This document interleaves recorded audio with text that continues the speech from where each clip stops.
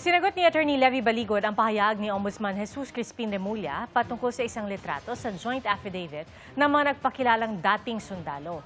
Sabi ni Baligod, tila umamin si Remulla na mayroon ngang delivery sa panahon ni Pangulong Bongbong Marcos.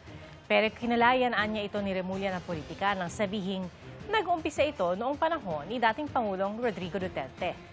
Dagdag pa ni Baligod, sana raw ay aminin ng Ombudsman na pinaigtingan niya ang mga delivery ng mali-maletang pera sa panahon ni Pangulong Bongbong Marcos para hindi siya anya masabihan na nagbubulag-bulagan. Nitong Biyernes, sinabi ni Remulla na kuha noong pang panahon ni Duterte ang isa sa mga litrato na isinumite ng mga dating sundalo. Ang kay Remulla, dito pa lang, may indikasyon na tila may pagmamanipula sa kwento. Sinusubukan po namin kunan ang pahayag si Remulla kaugnay sa mga sinabi ni Baligod.